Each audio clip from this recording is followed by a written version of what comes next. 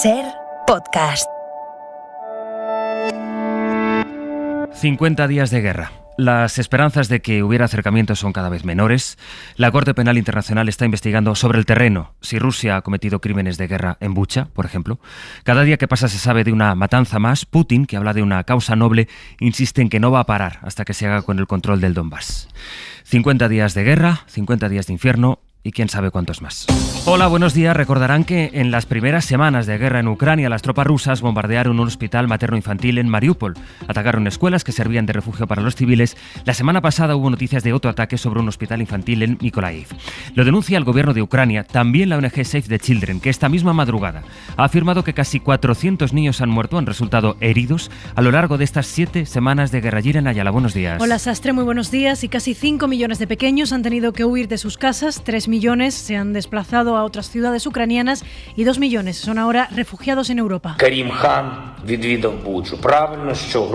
Volodymyr Zelensky, el presidente ucraniano, ha confirmado esta noche que el fiscal jefe de la Corte Penal Internacional ya ha visitado Bucha, donde Ucrania denuncia que Rusia ha cometido crímenes de guerra. Zelensky, que además ha vuelto a pedir a Europa el embargo total del petróleo ruso y más armas, Bayo. Sí, Zelensky afirma que Europa debe dejar de financiar la maquinaria militar de Putin y que para ello es urgente que imponga un veto a la compra del petróleo ruso, una medida en la que los 27 Estados miembros no se ponen todavía de acuerdo. El presidente ucraniano también ha celebrado su conversación con Joe Biden y la concreción de un nuevo paquete de ayuda militar estadounidense por valor de $800 millones, un paquete que incluye más helicópteros, sistemas de artillería, munición y carros blindados. En total, Estados Unidos ha transferido a Ucrania más de $2.500 millones en ayuda militar desde la llegada de Joe Biden al despacho Oval. Es más de la mitad del presupuesto de defensa de Ucrania. Esas armas, dice Biden, han sido cruciales. No podemos descansar ahora en el envío para tratar de frenar la ofensiva de Putin. Resulta que el Ayuntamiento de Madrid sí tenía indicios de que Luis Medina y Alberto Luceño habían podido estafar al consistorio con la venta de material sanitario, en su mayoría defectuoso, y en una operación por la que se llevaron casi 6 millones de euros en comisiones, según lo que está bajo investigación. Aún así, el Ayuntamiento no lo denunció, lo que demuestra el sumario de la causa que se está investigando, que investiga a esos 2 comisionistas, documento al que ha accedido la SER. Y esto se constata con los mensajes de WhatsApp que le escribe Elena Collado, una funcionaria del Ayuntamiento, a Alberto Luceño, y decía: por favor, llámame, dime algo, nos han estafado seguro. Tranquila, le escribe entonces Luceño, y más tarde, cuando ella le insiste, él le dice: me confirma que van a hacer una transferencia de $4 millones. Según la Fiscalía, Luceño se rebajó la comisión que había pensado cobrar inflando los precios para tranquilizar al Ayuntamiento. Eso fue lo que le dijo al consistorio, tranquilidad, pero a Luis Medina, al otro comisionista, le dijo palasaca. Luis Medina, que por cierto vació sus cuentas cuando ya sabía que lo estaban investigando. ¿Qué dice ahora el Ayuntamiento de Madrid? Esta presunta estafa. Radio Madrid, Joan Jimeno, buenos días. Buenos días, pues el Ayuntamiento sigue manteniendo la misma versión, que son los perjudicados en este caso y que por eso ya se han personado como acusación particular para intentar recuperar el dinero. Sobre la conversación telefónica de Luis Medina con el alcalde, fuentes del consistorio aseguran que solo hubo una llamada para agradecer la donación de 183.000 mascarillas y ya está. Almeida sigue mostrándose como víctima y asegura que recuperarán el dinero. Si aquí se acredita que ha habido una estafa al Ayuntamiento de Madrid, nos va a dar igual cuál es el saldo de la cuenta de Luis Medina, porque vamos a recuperar hasta el último céntimo. Vamos a poner todos los medios para recuperar hasta el último céntimo que se haya podido estafar al Ayuntamiento de Madrid. Ya lo demostramos en la ejecución del contrato, porque por cierto los guantes no eran de la calidad que se habían contratado y les reclamamos 4 millones de euros que tuvieron que devolver en apenas 2 y 3 días. La oposición insiste en que las explicaciones son insuficientes y se pide ya la dimisión de José Luis Martínez Almeida. Saben que cuando el juez fue a embargar las cuentas de Medina, había en las cuentas 247 euros. Sacó de España 280.000 euros del dinero supuestamente estafado. En la agenda de este Jueves Santo, hoy se va a reunir el Consejo de Gobierno del Banco Central Europeo para discutir la política monetaria de la zona euro. Y habrá debate porque varios países ya están pidiendo que se eliminen los estímulos que se aplicaron durante la pandemia. Proponen que se haga de manera inmediata, Jordi Fábrega. ¿Cómo atajar la subida de la inflación? Es la pregunta a la que el Consejo de Gobierno del Banco Central Europeo tratará de dar respuesta en su reunión de hoy en Frankfurt, especialmente después de que en el último encuentro hubiera algunas discrepancias, ya que hubo gobernadores pidiendo acabar con los estímulos de manera inmediata, incluso empezar a retirarlos ya para dejar el terreno listo para una subida de los tipos de interés. Eso fue justo hace un mes, con apenas 2 semanas de guerra en Ucrania, y hoy tocará actualizar tanto el análisis de la situación como las medidas a adoptar. La hoja de ruta actual es la de acabar con los estímulos en verano y un tiempo después subir los tipos de interés. Any adjustments to the key ECB interest rates will take place sometime after. Cualquier subida de tipo será un tiempo después de que acaben nuestras compras de deuda, decía Christine Lagarde hace un mes, sin fijar un horizonte claro de cuándo tocará el precio del dinero. Europa sigue trabajando para minimizar entonces los efectos del lastre que supone la inflación. Para el gobierno español es inaceptable el dato del IPC de marzo que conocimos ayer, 9,8% la inflación, y la crisis económica, de hecho, es el primer gran problema que 1 de cada 4 españoles cree que tiene nuestro país, según el CIS. El CIS que, por cierto, en lo político da al Partido Popular de Feijóo el mejor resultado desde las generales de 2019. En solo un mes, el nuevo proyecto del Partido Popular ha logrado subir en esta encuesta 4 puntos de estimación de voto. Un ascenso que frena a Vox, según el CIS, que cae 2 puntos. Y hablando de ultraderecha, en Francia ese es el momento en el que una activista, en una comparecencia de Marine Le Pen, le saca una pancarta de ella con Putin y un corazón. La candidata de extrema derecha presentó ayer su programa de política exterior en el que propone una alianza entre Francia y Rusia cuando termine la guerra en Ucrania. Jueves 14 de abril, día de vacaciones para muchos y el aniversario además de la Segunda República Española. ¡Viva España! ¡Viva la República! Así terminaba Miguel de Unamuno el 14 de abril de 1931 su discurso en Salamanca por la proclamación de la Segunda República, el cambio de régimen y el exilio del rey Alfonso XIII. Vosotros, a los que se ha llamado chusma encanallada, habéis dado un hermoso ejemplo de ciudadanía, manteniendo el orden contra los del orden. Y así se dirigió Unamuno al pueblo, que recibía con júbilo el cambio de régimen, que fue visto entonces como un paso hacia la modernidad. Luego vino su cambio de posición y finalmente el famoso enfrentamiento con Millán Astray en el Paraninfo de la universidad. 91 años se cumplen hoy de la proclamación de la Segunda República Española. ¿Qué tiempo nos espera, Gillian, por cierto? Pues para los que estén de vacaciones en el Mediterráneo no van a tener un buen día al aire libre porque va a llover en Baleares y en el Levante. En Valencia se va a activar de hecho la alerta amarilla por oleaje, pero por lo menos tendremos temperaturas agradables con más de 20 grados por la tarde y sol en el resto del país. Lluvia hoy, por tanto, en Baleares y en la costa mediterránea. La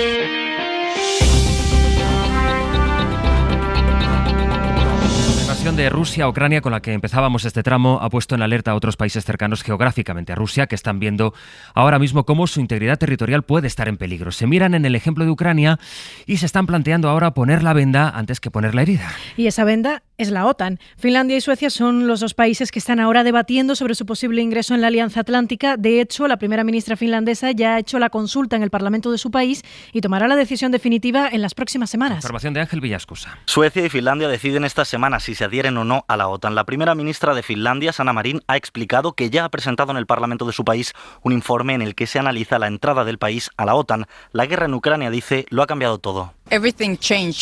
Giró de manera dramática debido a las acciones rusas, eso está muy claro. Para Finlandia la situación es todavía más delicada que para Suecia porque comparte más de 1.300 kilómetros de frontera terrestre con Rusia. Suecia, por su parte, según publican medios de ese país, ya lo tiene decidido. Solicitarán la adhesión en la cumbre de la OTAN de Madrid los días 29 y 30 de junio. La primera ministra no lo ha desmentido, aunque dice que todavía es pronto para cerrar ese ingreso. El Kremlin, que ya había amenazado a los dos países nórdicos con graves consecuencias político y militares si entraban en la OTAN, vuelve a atacarles.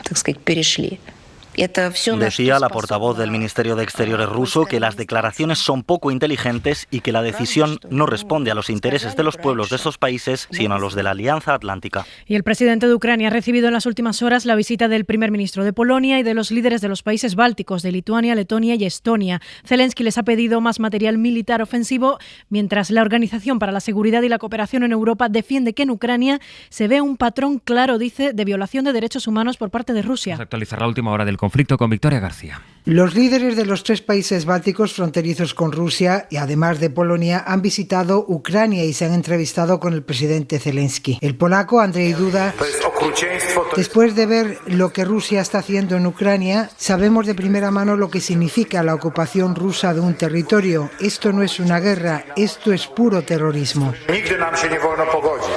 Y a esa conclusión han debido llegar también los inspectores de la OSCE, la Organización para la Seguridad y Cooperación Europeas, que han estado realizando un informe cuyas conclusiones dice que el número de civiles muertos o heridos en Ucrania hubiera descendido considerablemente si el ejército ruso hubiera respetado la ley humanitaria internacional que prohíbe ataques a hospitales, estructuras protegidas y centros culturales. El Ministerio de Defensa ucraniano dice que ha dañado un buque de guerra ruso en el Mar Negro y Zelensky ha pedido a Occidente una lista de armas, municiones y equipos defensivos para evitar evitar un baño de sangre.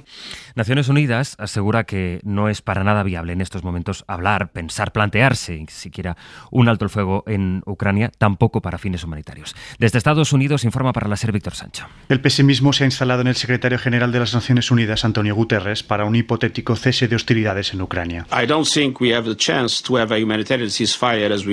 Ahora mismo no ve un alto el fuego posible y su enviado para tratar de encontrar una tregua no tiene todavía la fórmula para conseguirlo. Naciones Unidas se mantiene a la espera de una respuesta de Rusia sobre su propuesta de establecer corredores humanitarios y que llegue la ayuda y sean posibles las evacuaciones seguras, en un conflicto que Guterres todavía se resiste a definir como genocidio, a diferencia de lo que hizo el lunes el presidente de Estados Unidos, Joe Biden. Sin embargo, Guterres prefiere hablar de que la guerra en Ucrania ha desencadenado una crisis tridimensional, afectando a los mercados de alimentos, energía y financieros, una tormenta perfecta que afecta principalmente a los países pobres. Rusia sigue concentrando su ofensiva militar en Mariupol, que es ya una de las ciudades más castigadas en esta guerra porque es un enclave estratégico imprescindible para Vladimir Putin para hacer una conexión con Crimea. Según Rusia, más de 1.000 militares ucranianos se han rendido en esa ciudad, en Mariupol, pero el gobierno de Ucrania lo niega, dice, porque no tiene ninguna información que apunte a esa supuesta rendición. Enseguida hablamos de la Semana Santa y de la reactivación del turismo en estas fechas después de 2 años de pandemia. Por primera vez desde que el coronavirus llegó a nuestras vidas para ponerlo todo patas arriba, estamos pudiendo celebrar la Semana Santa como antes. Y ya no solo hablamos de las tradiciones típicas de estas fechas, sino hablamos sobre todo de las vacaciones y del turismo. Esta es una de las fechas del año donde más solíamos gastar los españoles antes de 2020 y las previsiones del sector turístico eran bastante optimistas este año y de momento se mantienen porque la intención de gasto esta semana está solo un 9% por debajo de los niveles prepandemia y si los comparamos con el año pasado, pues ha subido más de un 50%. Datos del Observatorio CETELEM que nos va a detallar ahora Carlos Sevilla. La intención de gasto de los españoles esta Semana Santa aumenta un 52% con respecto a 2021 y se sitúa solo un 9% por debajo de los niveles de la Semana Santa de 2019, antes de la pandemia. Según una encuesta del Observatorio CETELEM, gastaremos una media de casi 400 euros, que son unos 40 euros menos de lo que gastábamos antes del virus. En cuanto al destino del gasto, salir a restaurantes es la primera opción y descansar o quedarse en casa, que era la preferida antes de la pandemia, ocupa ahora el segundo puesto. Aumenta la intención de gastar en ir de compras y en ver procesiones y baja el gasto en ir al cine o a conciertos o en visitas culturales.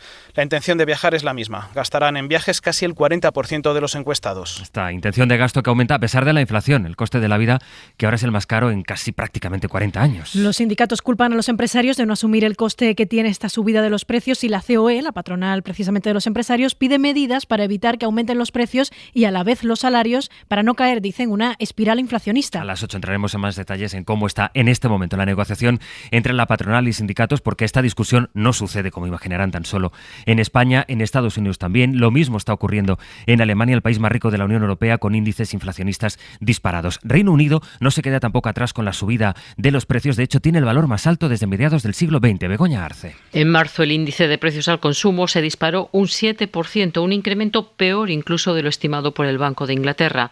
La mayor subida en 30 años, golpeando la economía y los hogares. Todo aumenta de precio, la gasolina y el gasoil un 30%, un récord, el gas lo mismo, la ropa un 10%, la alimentación un 6%. El futuro se presenta aún más penoso. Este mes ha entrado en vigor un aumento del 54% de la factura de la luz y el gas y un incremento al mismo tiempo de los impuestos. El Banco de Inglaterra subió el mes pasado los tipos de interés para contener la inflación. Del 0,5 pasaron al 0,75, pero no se quedarán ahí. Algunos analistas consideran que los tipos de interés alcanzarán hasta el 2% el próximo año. Vamos con varias noticias vinculadas con el Fondo Monetario Internacional. Este organismo calcula que la transición hacia empleos más verdes, respetuosos con el medio ambiente, pues va a obligar a que un 1% de los trabajadores tenga que buscarse otro empleo. Y por esa razón el Fondo Monetario Internacional pide que se empiece a poner en marcha ya planes de recualificación destinados a empleados que tengan trabajos que estén en riesgo de desaparecer. Lo cuenta Sira Valdés. Para que el mundo cumpla con el objetivo de eliminar en 2050 las emisiones de efecto invernadero, será necesario que el 1% de los trabajadores de todo el mundo cambien de trabajo en la próxima década. Desaparecen sus empleos en industrias con altas emisiones, mientras aparecen puestos de trabajo en industrias más verdes, un cambio para el que el Fondo Monetario Internacional cree que será necesario una apuesta decidida de los gobiernos para recualificar a estos empleados y también para crear las condiciones fiscales que faciliten la transición. En un informe que se publicará dentro de las previsiones económicas mundiales, el FMI pide a los gobiernos que preparen el camino para esta transición, especialmente en los países menos desarrollados, que es donde más empleos se verán afectados por estos cambios. De la crónica de sociedad del ámbito educativo en concreto, la mayoría de los sindicatos no apoyan el Real Decreto que aprobó el Gobierno para que los profesores interinos puedan optar a una plaza sin opositar. Creen que puede generar inseguridad jurídica y el sindicato Comisiones Obreras, por ejemplo, se está planteando incluso llevar este decreto a los tribunales. Teresa Rubio. María tiene 39 años, es licenciada en Historia. En la crisis se marchó al extranjero por falta de trabajo y ahora va a opositar a maestra de primaria. Ella sí agradece el cambio del Real Decreto. Pues de no intervenir el Consejo de Estado habría tenido acceso a un 0% de las plazas. Ahora, pues la situación mejora muy poco. A lo mejor en vez del 0% de las plazas vamos a tener acceso a un 5 o 6%. Y María Nieves, que lleva de interina 1 año y 6 meses, cree que es imposible conseguir plaza. Puesto que con mi experiencia y la baja ponderación de la formación académica que tengo, hemos realizado cálculos y es totalmente imposible. Ambas se sienten abandonadas por los sindicatos porque dicen que solo han peleado por los interinos de larga duración.